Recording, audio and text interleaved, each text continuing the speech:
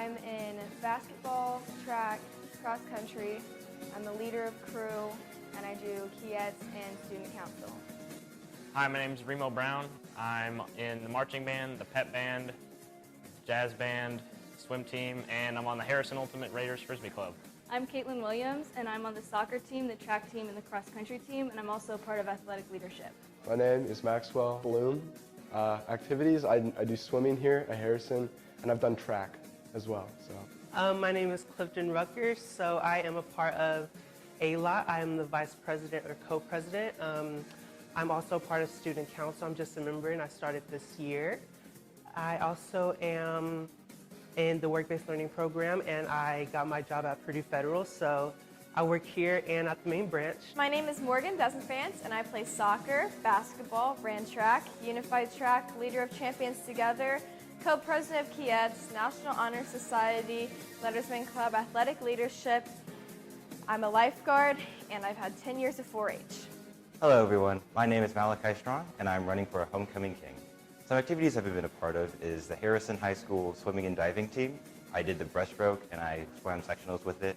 I'm also part of the Harrison Student Council. I do a couple of things there. I help them out and do events and stuff. And then I also co-ran Harrison's Raiders for the Red, White, and Blue.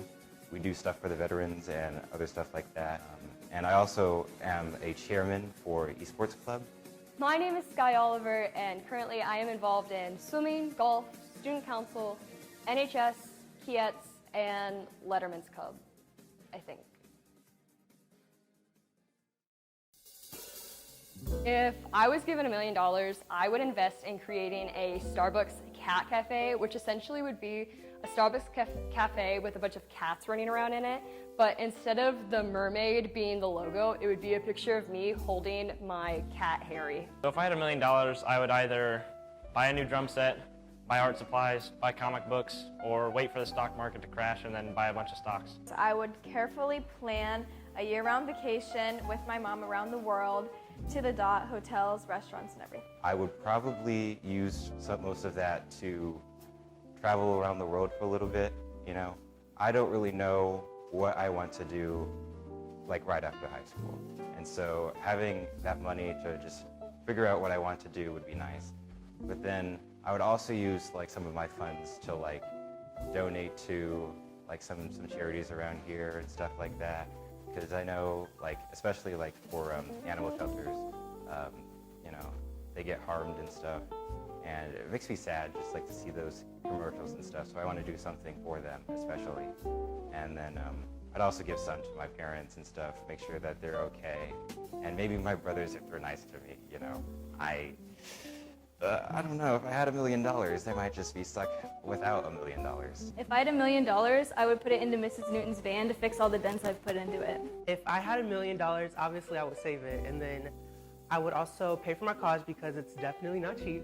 And then I would also probably donate a lot of it to struggling communities, so yeah. If I had $1 million,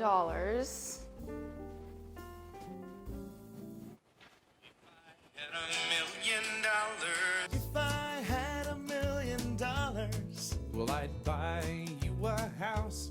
I would buy you a house. And if something like that. I've been thinking about this. It's a pretty hefty question, but I've decided that I would first donate a little bit of it, right? But then I would go and travel the world because, you know, I gotta get out there, see places. And then I would come back to the US, I would buy a lake house, I would buy a boat and a jet ski and live there for the rest of my life. And with the money that I have remaining, I would invest it so that I can live a happy life. You should vote for me to become a Homecoming King because I believe that the Homecoming King should be someone that represents the school as its whole. And I don't like to brag about myself a whole bunch, but I do a lot of things for the school. Whether it's showing up to like practice and then being a friendly face to all my teammates, to student council and just doing stuff for them and just help everyone else in the school. And just like all the clubs I'm a part of, I'm basically I'm not really so much for like the spokesperson, but I'm the man behind the scenes that makes sure everyone's all right and does what they need to do. And I feel like that's what the homecoming king should be able to do, is just make sure all the students are all right and, you know, make sure they have a good day. You should vote for me because why not?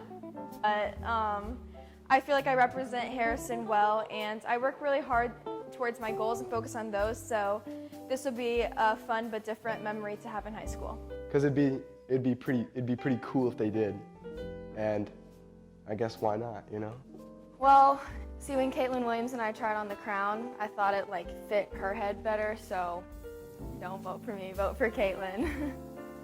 I don't really know a specific reason why people would vote for me. I'm surprised that I honestly even got on the ballot, but yeah, I don't know. I think I'd make a decent king. I probably wouldn't behead too many people, so there is that. Honestly, you shouldn't, because the crown fit Janelle's head a lot better than it did mine. I think people should vote for me for homecoming queen because even though I've been able to represent Harrison as an athlete and in the student government, for me it would simply just be the coolest to be able to represent Harrison as homecoming queen. I would say people should vote for me because I represent culture, so why not, if you're anything like me or you support the different aspects of culture, then why not vote for me and let me represent it? Cool fact about me is I like to play with yo-yos.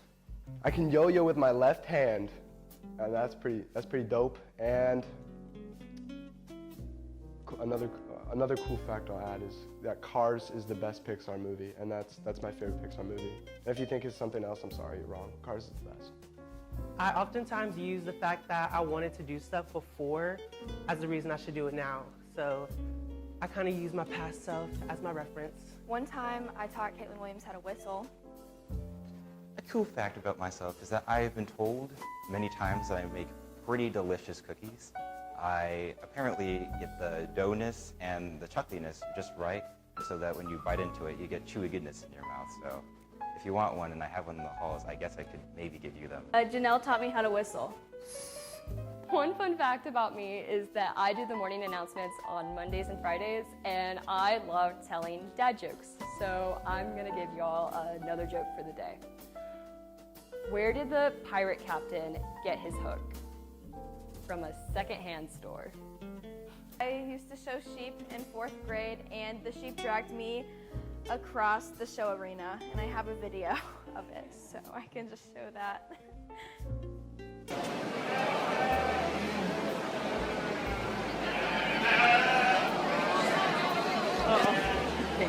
So it was an embarrassing moment, I would say. When I was little, I used orange juice with Cheerios, which is really gross, but don't recommend. I don't know, if you don't have milk, I don't think there's any point eating cereal, but one time I tried it with orange juice and it didn't turn out good. Well, I like my cereal dry. So, I was talking about the Lucky Charms earlier. I don't like Lucky. I was eating it dry. I was tempted to bring it, I didn't.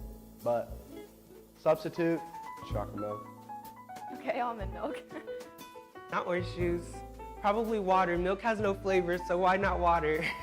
Best substitute for milk in a bowl of cereal is probably nothing at all. Dry cereal is actually pretty nice. It's kind of like having a granola bar, especially with a Cinnamon Toast Crunch. So then just eating the dry cereal by itself, honestly, could be preferred over milk. Granola? It's okay. If it was a liquid, apple juice? The best substitute if you don't have milk for your cereal is to eat the cereal dry and then on the side have a glass of apple juice.